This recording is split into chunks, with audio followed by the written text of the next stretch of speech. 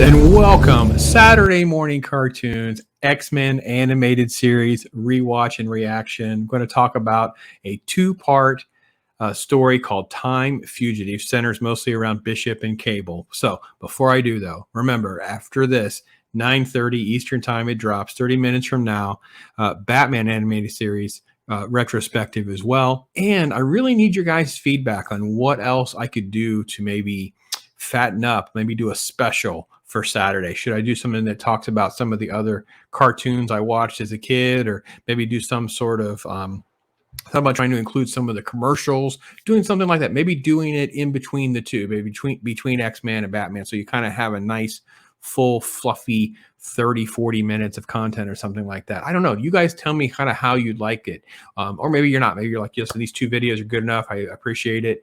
But also, like, let me know how you're enjoying the rewatch. I love the comments and the feedback. So with that, let's just jump right in. This is the extension of the Days of Future Past, which is how season 1 wrapped up, right?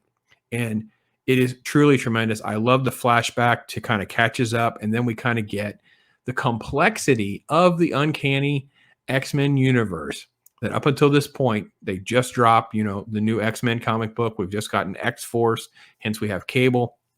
So we now have a lot more of time travel, time jumping, interweaving time with everything of the events of today and the future, and multiple futures, right? So Bishop's coming from around the year 2055, whereas Cable's coming from 3999, significantly further into the future. And it's like, well, if we change one piece, how does that affect this and this? So it's even more complicated. And remember, this show is for kids. It's not just about, us seeing comic books that we enjoyed come to life in an animated form with great, storytelling and drawing and voice acting. No, it's more than that, because we want to really make sure that they can still relate to kids with a really complicated concepts. Like, this is like, can you imagine explaining to a kid Back to the Future 2? Trying to explain the time travel of how all this is going to work.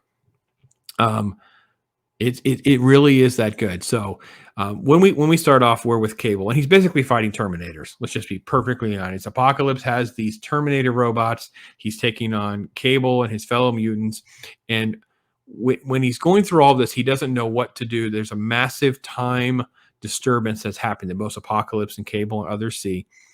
And Forge doesn't really know what's going on. And ultimately, Bishop has changed the past, and it's moving its way through that time, and it's adjusting everything, right? So Bishop knows that something's wrong, because when he arrives, Forge doesn't remember some of the things, and he's like, well, wait a minute, there's a plague. What plague? We didn't have a plague, and now there's a plague. So after President Kelly took office, which was supposed to stop the anti-mutant sentiment and right the ship, when Bishop gets there, he realizes there's some sort of plague outbreak. It's tied to the mutants. There are no X-Men. What is going on? So you have two different pieces that kind of are simultaneously related, and we have to go backwards and figure that out.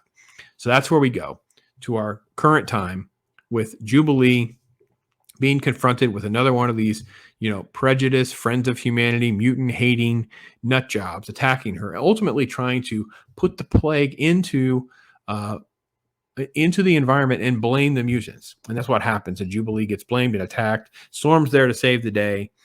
And it's later that when Beast is scanning Jubilee and realizing that she's healthy, they're discussing the mutant hysteria and all that. But Beast is already like, I got to do some investigation. And I really love the fact that they never lose sight of how smart Beast is. And as a comic book reader, it is interesting how when you would read a lot of comic books, especially when he would appear in like Avengers and stuff, he was really played more like for comic relief and not for this intellect. So it is nice to see this staying true the way it is with how they handle Hank. Anyway, he's doing his investigation. He's realizing that the plague is mutating. There is change. So he is connecting the dots to what we're hearing from Forge in the future. So it'll be easy for us to follow, again, especially for kids, right? So they're instituting the crackdown. I mean, talk about something that's ringing true today. 30 years ago when this came out, because this came out in 93, in the post-pandemic world where you're talking about quarantining people and just prejudicely deciding who gets to do what, and these are mutants, so you're a non-person, and this is what's going to happen. Well, Bishop arrives, right, and gets himself sucked right into this crowd, right, as the X-Men are arriving. There's conflict, of course. Storm is bringing the rain, and I got to be honest, I'm not particularly thrilled with the way she talks about things, but it's okay. It's fine. So Beast is unraveling the mystery, explaining it to Cyclops and the others. They're talking about going to see President Kelly. And then we really start to see this other person and Graydon Creed, right? So Creed is important. And by the way, when there's this conflict that happens with Beast, it's like this sort of like press conference, this informational summit. Rogue gets two of the best lines in the entire series. I don't even know if this was appropriate or how it is appropriate. And maybe it's just because of what it really means with how sensitive things have gotten. But Rogue says, so there's the complete mutant hater nonsense.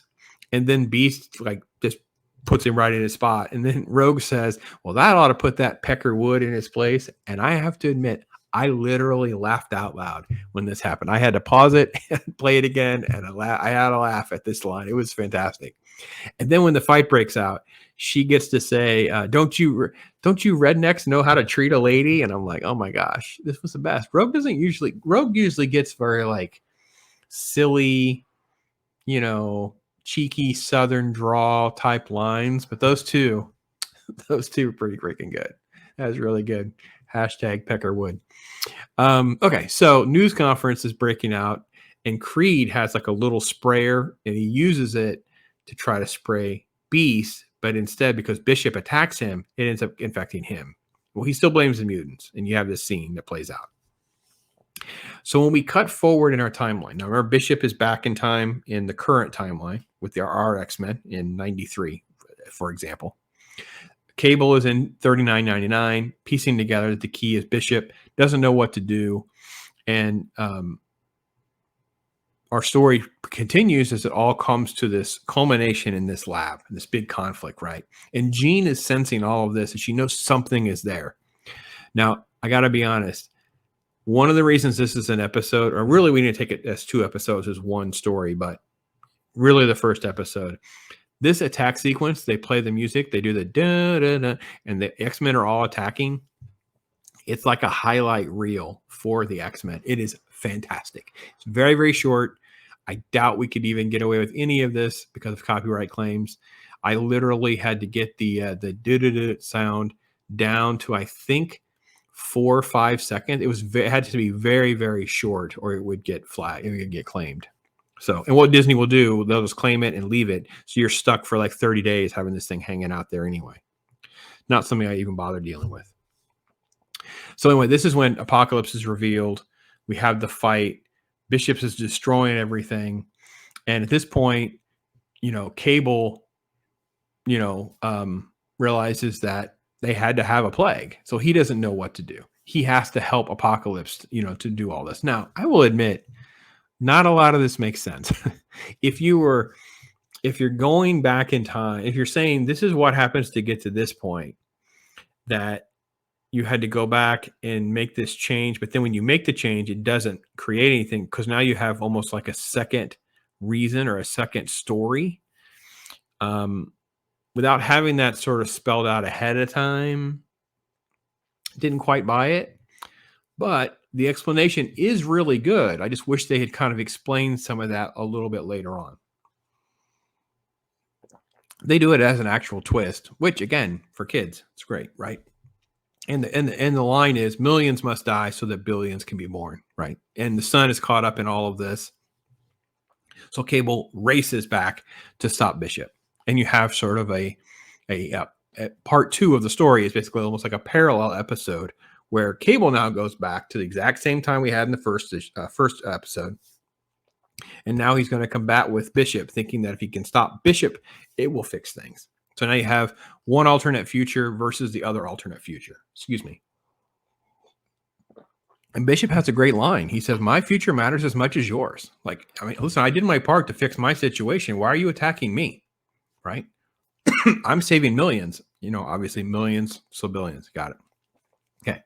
So every little scene, every little moment that plays out in part one sort of repeats itself with Cable sort of like intertwined now in it with the way he's maybe attacking Bishop, but then things continue to always move forward, right? But Cable doesn't want to kill. There's a great scene that AI has, a little artificial intelligence in the cube, basically pulls like the Spock things. The needs of the many outweigh the needs of the few, right? Destroy Bishop and the mission is accomplished. Look, you have to do that. You have to sacrifice millions so that billions can live. That's basically the principle that Cable's. He's like, I don't want to kill though. This is wrong. So he really is in the same moral conundrum that Bishop is in, which is again a great life lesson for kids. Like, why do we need, can we find out alternate solutions? Yes, it may end up costing millions to save billions, but maybe there's other ways. And that's the whole moral of the story that we're going to ultimately end up with. And I think it's a brilliant, brilliant story and a brilliant life lesson. Cable doesn't like aligning with the mutant haters. It drives him completely nuts. He's like, I've got to find another way. He does not take the kill shot. He just will not do it. So the X-Men, of course, they're attacking Cable. He's shooting at Bishop. The chaos continues. Cable ultimately does have to retreat. And that's when he starts to explore like alternate. He needs more information to make an alternate plan. And he sees Wolverine has a healing power and all the different X-Men's powers. So now he has a plan. So when we cut to that news conference where all the chaos breaks out, right? Cable's there and he schemes to get Wolverine. He captures Wolverine. Jean does read the mind, which, by the way, I'm not quite sure where they added if she's not going to tell the other characters and the audience more information. Like, it would have been good for her to actually communicate more information since she just got it. She didn't have that in episode 1, and now she does. So it would have been like altering the story a little bit, but she doesn't really do anything with it. Anyway, but she does know Apocalypse is tied to the technovirus. That's pretty much all we know. Nothing else changes. And as Cable and Wolverine are kind of thrust back into the situation, he's the one that's thrown into the line of the plague in the big warehouse battle. So the virus gets on him. And because of his healing factor, there now can be an antidote that's created. We still ended up destroying everything. Right? Bishop can still destroy everything. So there's no plague in Bishop's future. Those people can be saved. And now Beast can have antibodies from Wolverine, give them to Cable. Cable can go into the future, save everyone, including his son. And while Bishop's future is still terrible and Cable's future is really pretty terrible, it's not the tragedy that it would have been. And Cable didn't have to resort to murdering or contributing to the death of millions of people to save billions. This episode, and I know PKL Entertainment talks about this in his love of season 2 and this storyline. I couldn't agree more. And some of the best comic books you'll ever read, by the way. Complicated yet so interesting. I think that the movie that we got, the X-Men Days of Future Past, is about as good as we're going to get. We kind of have to just hang our hat and live with that. I know they made a lot of changes, but you can also see how good writers were really trying to tackle very, very complicated issues of cause and effect. You know, we sometimes think, oh, we're doing what's right today without consequences of what could be tomorrow. And then what if you're put into these moral challenges where you're in a corner, you can't make a good moral decision? You know, are you still just going to go with what appears to be an easy path, or can you back up and try to get more information and maybe try to find an alternate solution?